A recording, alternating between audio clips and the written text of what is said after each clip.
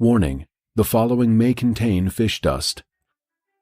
Join fantasy authors Phil Tucker, Timandra Whitecastle, David Benem, Benedict Patrick, and Josiah Bancroft as they roll dice and take on the bad guys in a game of Dungeons and Dragons. 5 authors, 5 worlds, 1 adventure. It's time to get crit-faced.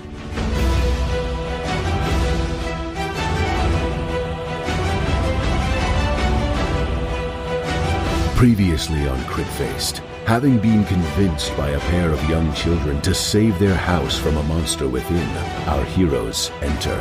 However, as they begin to explore, our heroes are finding the house to be suspiciously empty.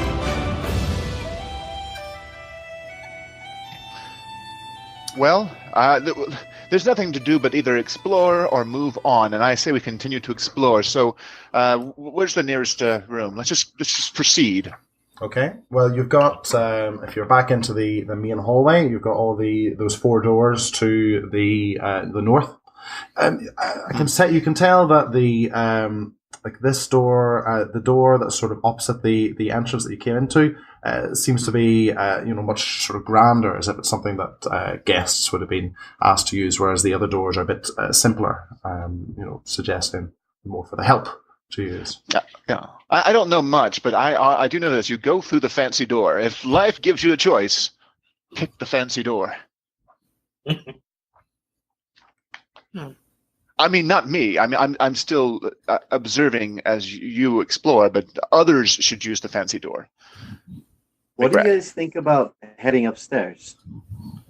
Maybe trying to find the master suite. Well,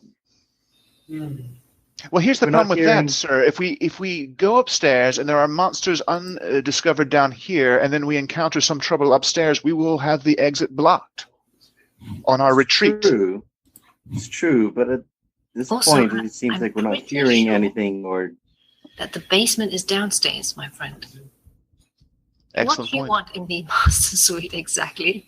We've already been witness here to stealing and thievery. And some light coveting. I just trying to find the parents. This is probably, yeah. I say go through the grand door. Why not? I agree with the actor. Mr. Marmalade. So shall I stealthily sneak it open again, or do we just want to charge in? And... I say the stealthily sneaky stuff. So be it. Another natural 20. So that's 25 again. Nice. Okay. So this creak open again. Not a lot of natural light in here, other than the greyness from the opposite windows. This obviously is the room that has windows facing the back of the house. This is clearly the dining room downstairs. Quite a large room again. It's got again covered in wooden panels. Elegant images of deer hiding among trees this time on these panels. There is a carved mahogany table in the center of the room. It's surrounded by 8 high-back chairs, nice sculpted armrest, cushioned seats. There's a crystal chandelier here this time, and the table's covered in silverware, crystalware. It's all polished and shining. And mounted above, again, there's another fireplace here on the western wall, sort of just to the left of you as you enter, or as you look, Master Sunna. And there's a mahogany frame painting of an alpine vale. It's quite picturesque. There's red silk drapes on the windows at the far end. There's a tapestry hanging from the walls, lots of hunting dogs, and chasing after a wolf. But other than that, empty of life. Perception check? Yes, certainly. So 14 plus 3 is 17. 17. So you don't notice any secret doors or anything like that. However, something does catch your eye in the wooden paneling. As I said before, it was sort of it looked like decorations of deer just moving through the trees. But you can see every so often there are some twisted faces on the bark of the trees forming into malevolent faces. And you can also make out some wolves lurking in the foliage as well.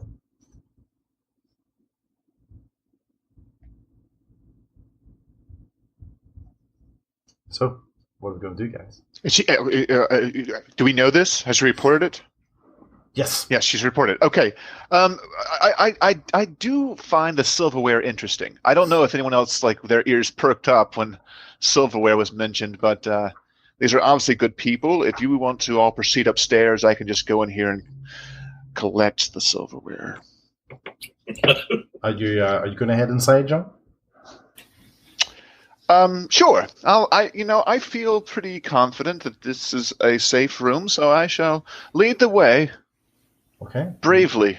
you should lead the way right after Master Son. Following the lead. So you can see that on the western wall. That's where the fireplace and the Alpine Vale is. On the eastern wall, that's where the tapestry of the hunting dogs following the wolf is, and the silverware is all there. So. I don't know if you guys are aware, but silverware can actually be quite useful in a fight. There are some monsters that are supposedly allergic to it, so it's only responsible that we all collect at least the knives and forks, I think. Spoons at your discretion, but knives and forks, absolutely. You're more than welcome to do it. I've already begun. I should mention while you're in here that one of the other doors that you had spied in the main hallway also leads into this room. It seems to be a more of a less magnificent portal, obviously meant for servants to come in and out of. And you can pocket as much of the silverware as you like. I am doing so. I think at this point I have 14 knives and 12 forks. That sounds absolutely fine. And my pants are getting baggy. Yep. Or baggier. Yeah. No. Take disadvantage on stealth checks from my own. No. I don't trust a man who doesn't jangle, you know? Okay. 'Tis the season. That's terrible. Oh. So another empty room with weird faces on the paneling, which isn't spooky at all. Okay. I say we proceed back to the main room, since there's nothing in here. Okay. Is there anything left to explore on this bottom floor? 2 more doors. Yeah, 2 doors. Okay. One of which there's one door clearly must just go into a very small storage room, as there's not a lot of space left for it, with the dining room existing behind it. I'll check that door. Okay.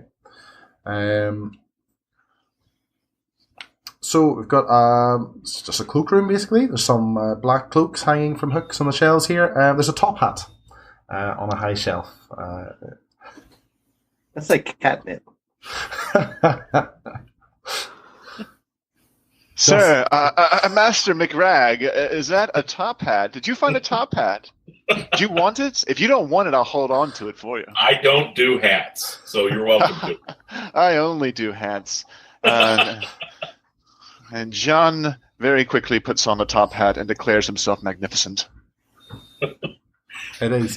Can I check around and see if there's maybe any secret passages that are concealed by the coats? Certainly, go for it. Do you want to do your check? 18. 18. No, there's nothing in here, I'm afraid. Just the cloaks have a space that used to have a hat in it. Okay. So this is strange. So we're going upstairs to find parents who are supposedly... there's a monster in the basement, but there's no way into a basement. You know, we could always ask the kids how to get down to the basement. Did the kids actually say they were in the basement? Yeah. They said the monster was in the basement. The monster was in the basement. That's right. Oh, I totally missed that. Well, isn't there one door left? There is down here. Let's try it. But doesn't it go? My guess is a kitchen. It's the lot. It's the. Oh yeah, no. Okay. Are we happy? Who's going to try this door? Shall I try? Okay. Take it. So 18 plus 5 is 23. Yeah, 23. Same again. You'll now this room actually has no light in it. So you would need to, at the very least, crack the door open a bit more, just so that the light from Kellen's axe, will illuminate in here. And it does indeed appear to be a kitchen. It's quite tidy. A lot of dishware, utensils on the shelves. There's a work table with a cutting board and a rolling pin on it. There's a wee oven on the eastern wall with a wee iron pipe connecting to a hole in the ceiling. So there's a pantry that seems to be off just to the at the very top of the room. And at the bottom of the room, there seems to be a small door for a dumb waiter. Ooh, that's unfortunate. So what does the pantry look like? Is it well stocked? Like, have actually people been here and been eating and living and stuff? Yeah. Good question. Do you want to go up and open the pantry doors? Yep. Yeah. Certainly.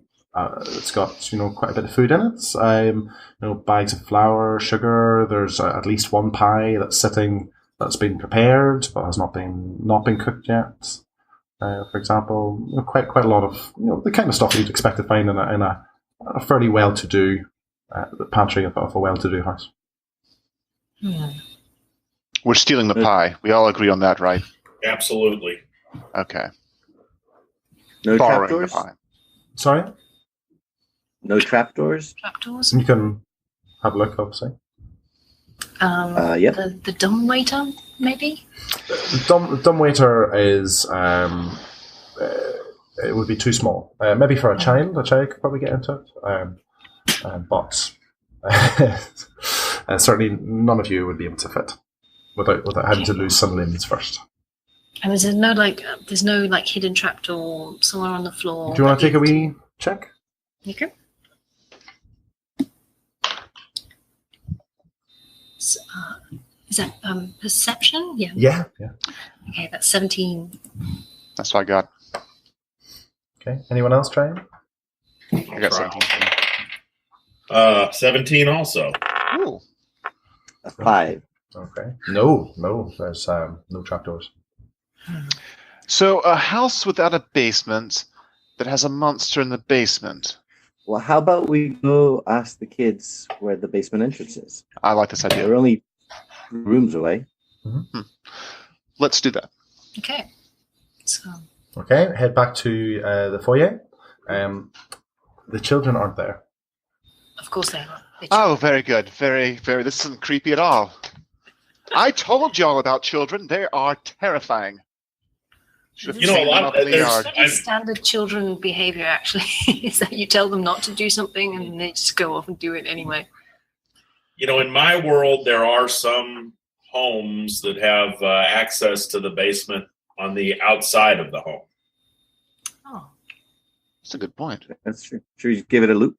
So can we walk around the house then, or are the mists sort of? The big problem here is that when you look outside the door to the house, the mist has fully has moved all the way up to the entrance. So you cannot even see the road that you were standing on originally with the kids now. The mist is right up to the entrance. This mist is very pushy.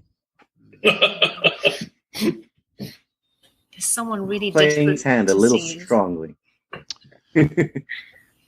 All right.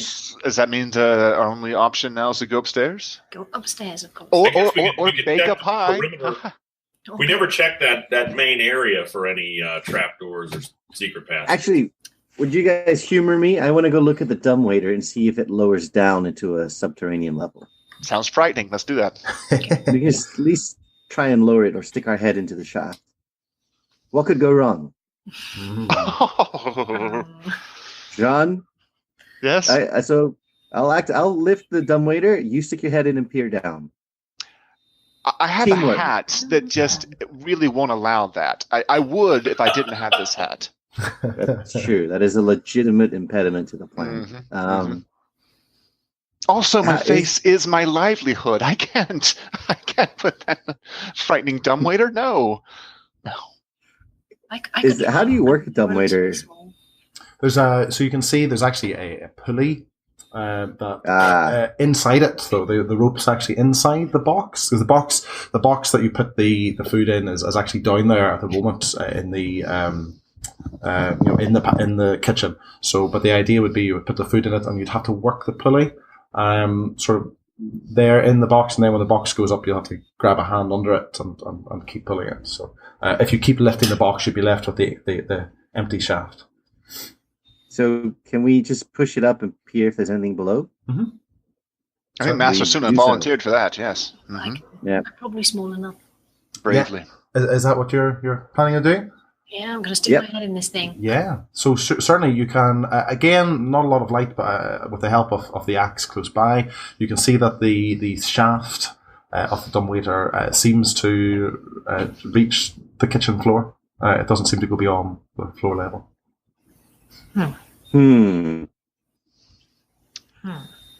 That seems unuseful. Should we investigate it? Oh wait! What if we all go quiet and we let Master Sana listen intently in the dumbwaiter shaft? Maybe she can hear whispering happening in a room above us, detailing their plans. That's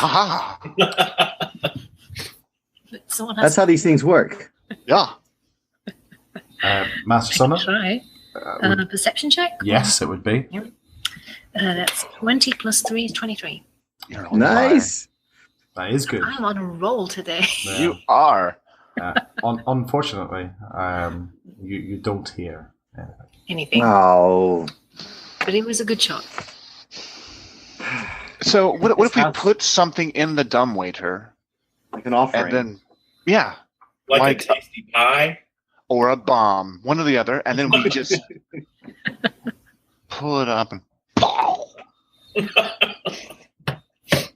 Or your top hat. And then we still put it up. And we could put a note. The hat is not up for discussion. We could put a note in there like, are you a monster? Yes or no? Circle the answer and just send it up and see what they do. A literary man, a man of letters. I like it. They won't be able to... Or we could go up the steps. I missed what you said, Phil. Say it again. Or we can go up the steps. Well, okay. No, you said something before that. You did, but we lost that. So the dumbwaiter is here for a purpose, but we can't figure out what it is. We could try putting an offering in there just to see what happens, or we can run up the stairs. What are the votes here? What do we think? Run up the stairs. All right. McRag has spoken. So do we run up, or do we sneakily steal up the...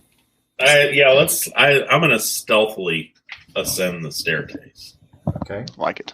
Does that mean wait. You're going to stealthily ascend the staircase with your massively glowing axe? Yes. I have a +5 stealth.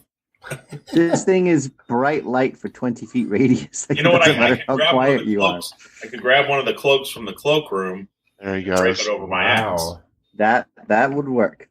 Yep. Strategy. That's what I'll do. I think we should probably all agree to go up together in case there's some sort of altercation at the top of the stairs. We want to go up together? I agree. Staying behind in these creepily decorated rooms is not an attractive option. Now, the only issue is with covering the axe with the cloak.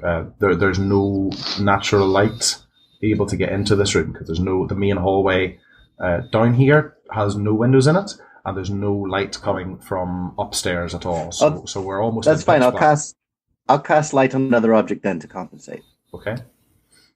I have a quarterstaff. No, I'm kidding. How about the pie? Oh yeah. We can claim that it's a sacred sacred pie. Eat it if we need to conceal the pie. Glowing bellies. We could each put a piece of glowing pie in our mouth and just open your mouth whenever you need a snapshot of what's ahead of you. The trick is to resist swallowing. Because your mouth will fill with saliva if it's a good pie. Right. Glowing drool. It's not cooked. Remember, the pie is not cooked. Actually, in my world, that if we doesn't matter.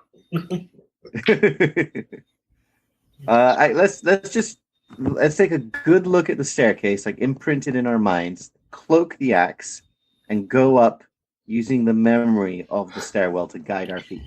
Well, could I just maybe pick up a corner of the cloak and just have a corner of the axe peeking out and shed less light going forward? So the light sort of is indirectly lighting your way. So yeah, that works. I'm going to take this moment to load my crossbow and just hold it close if everyone else will join me. Okay. Preparing for danger. Do we I'm have? always prepared for danger. So, Kellen, I imagine you're going up. We're going to have to go single file here.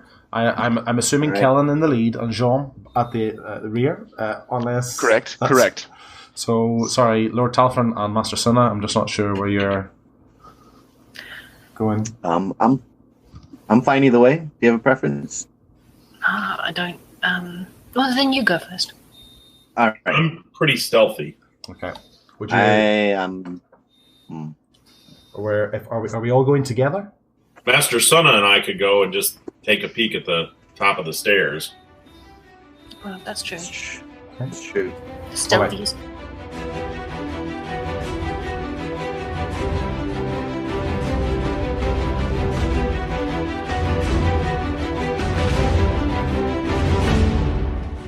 Crit Faced is a weekly Dungeons & Dragons podcast. To make sure you never miss an episode, and to get an exclusive prequel episode of the podcast, where you can find out what our characters were up to before this adventure began, head over to critfacedpodcasts.com and join our Crit Faced fan group.